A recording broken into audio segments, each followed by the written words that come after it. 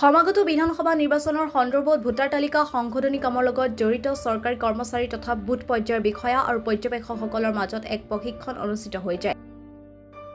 ৰঙিয়াৰ ঐতিহাসিক হৰদত্ত বীৰদত্ত ভৱনত অনুষ্ঠিত হোৱা এই প্ৰশিক্ষণ ভোটাৰ তালিকাত সংশোধনী সন্দৰ্ভত প্ৰশিক্ষণ প্ৰদান কৰা হয়। আজি ৰঙিয়া হৰদত্ত বীৰদত্ত ভৱনত এছআৰ সম্পৰ্কে বিএলঅ'সকলৰ লগত ছুপাৰভাইজাৰসকলৰ ট্ৰেইনিং অনুষ্ঠিত হ'ল। তাতে ষ্টেটমেণ্ট 1, ষ্টেটমেণ্ট 2 আৰু ষ্টেটমেণ্ট 3 এই সম্পৰ্কে বিএলঅ'সকলক ট্ৰেইনিং দিয়া হ'ল।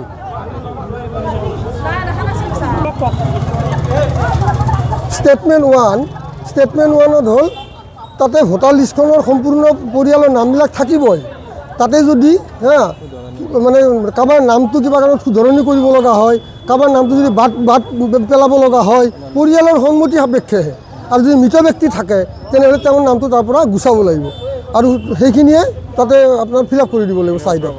আৰু ষ্টেটমেণ্ট 2 হ'ল যিখিনি ভোটাৰ অৰ্থাৎ ভোটাৰ লিষ্টত নাম উঠা নাই, 18 বছৰৰ ওপৰত তেওঁলোকৰ বয়স হৈছে, তে সেইবিলাকৰ নামবিলাক তেওঁবিলাকে উঠাব পাৰিব ষ্টেটমেণ্ট 2ৰ জৰিয়তে। আৰু ষ্টেটমেণ্ট 3 হ'ল যিখিনি 18 বছৰ হোৱা নাই, 17 বছৰতকৈ বেছি হৈছে, তেতিয়া তেওঁবিলাকৰ নামবিলাক আমি কালেকশ্যন কৰি সময়ত উঠাব পৰা যাব। এইটোৱে ব্যৱস্থা এছআৰ শুদ্ধ ভোটাৰ তালিকাৰ।